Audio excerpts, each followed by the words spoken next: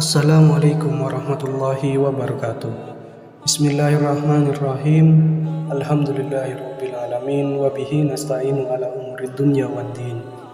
Wassalatu wassalamu ala asyrafil anbiya'i wal mursalin sayyidina Muhammad wa ala alihi wa sahbihi ajmain. Rabbi shrah li sadri wa yassir li amri wahlul 'uqdatam min lisani yafqahu qawli, amma ba'du. Sahabat beriman yang dirahmati Allah, syukur alhamdulillah kita masih bisa berjumpa lagi di channel Berkah 3 Menit dalam keadaan sehat walafiat. Besar harapan dan doa saya semoga sahabat semua selalu diberikan kesehatan, dimurahkan rizkinya dan dipanjangkan umurnya. Amin ya rabbal alamin. Sahabat beriman yang dirahmati Allah, manusia pasti tidak pernah luput dengan apa yang namanya kesalahan dan dosa, terlepas dari perbuatan yang disengaja maupun yang tidak disengaja. Pastinya sebagai individu kerap melakukan kesalahan setiap harinya. Kata-kata minta maaf tentunya tidak mudah diucapkan, namun ucapan tersebut sebaiknya dilakukan ketika berbuat kesalahan. Lalu, jika Anda dimintai maaf, sebaiknya ikhlas menerima permintaan maaf tersebut, meskipun orang lain kadang membuat sakit hati. Sebagai umat Islam yang baik, tidak baik menyimpan dendam kepada seseorang yang telah berbuat salah kepada Anda. Dalam Islam, dendam bisa memunculkan permusuhan dan perpecahan antara saudara umat Muslim. Islam selalu menganjurkan agar setiap Muslim berusaha untuk mewujudkan ukhuwah Islamiyah. Dalam Al-Quran surah Al-Hujurat ayat 10, Allah SWT berfirman, orang-orang beriman itu sesungguhnya bersaudara. Sebab itu damaikanlah antara kedua saudaramu itu, dan takutlah terhadap Allah supaya kamu mendapat rahmat.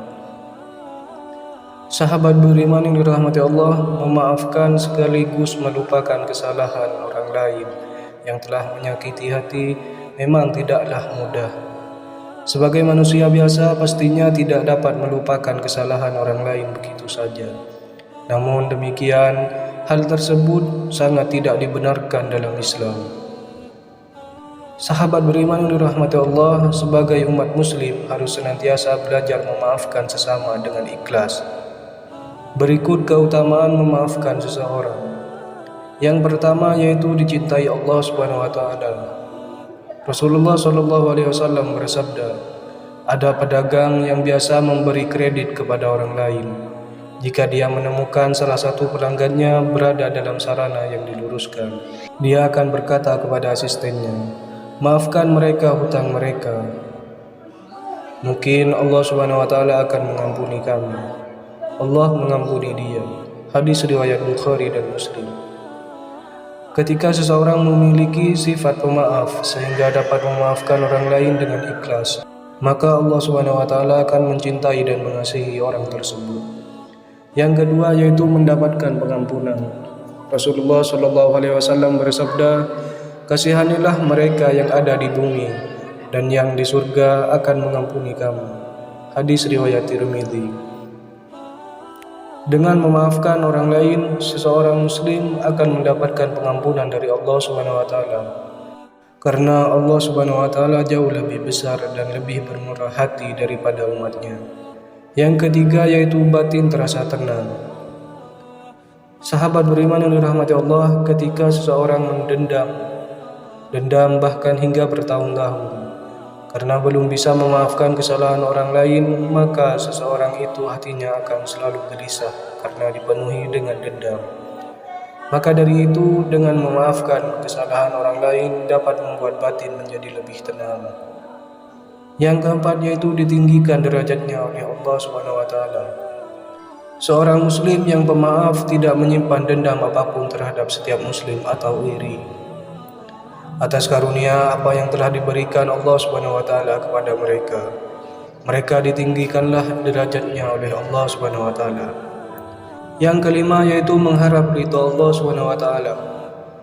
Seorang muslim yang dapat memaafkan orang lain bisa jadi karena seseorang itu lebih mengharap ridha Allah SWT dari memaafkan orang lain yang telah menyakitinya. Mereka sadar bahwa menyimpan dendam akan menimbulkan dosa. Hal ini termaktub dalam Al-Quran surat Asy-Syura ayat 37 yang berbunyi, dan bagi orang-orang yang menjauhi dosa-dosa besar dan perbuatan-perbuatan keji, dan apabila mereka marah, mereka memberi maaf. Yang keenam yaitu menunjukkan kualitas diri. Kualitas diri seorang muslim yang pemaaf pasti akan lebih baik daripada orang yang suka mendendam-dendam, iri dengki kepada orang lainnya. Yang ketujuh yaitu menambah kemuliaannya di hadapan Allah SWT. Sahabat beriman yang dirahmati Allah, ketika seseorang memaafkan dan mengalah, maka secara lahir menunjukkan bahwa orang tersebut adalah lemah dan tidak memiliki kekuatan. Akan tetapi Nabi SAW mengatakan bahwa barang siapa yang memaafkan atau mengalah, maka Allah SWT akan menambahkan kemuliaannya.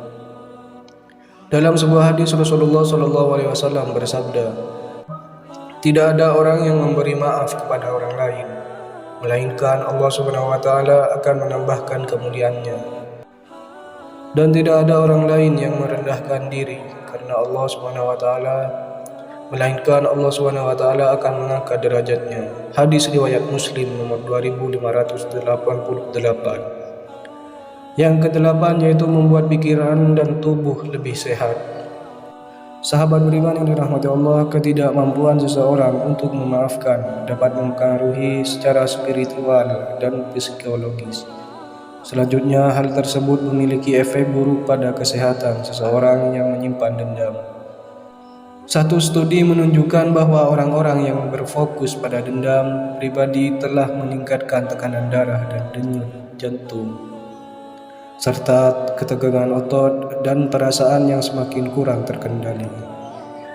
Demikian kajian Islam yang dapat saya sampaikan pada kesempatan kali ini. Semoga dapat bermanfaat bagi kita semua. Lebih dan kurangnya mohon dimaafkan. Yang benar datangnya atas bimbingan Allah SWT yang maha benar, dan yang salah, khilaf ataupun keliru, itu datangnya dari saya pribadi sebagai manusia biasa yang tak pernah luput dari salah, khilaf dan dosa. Syukran katsir. Wassalamualaikum warahmatullahi wabarakatuh.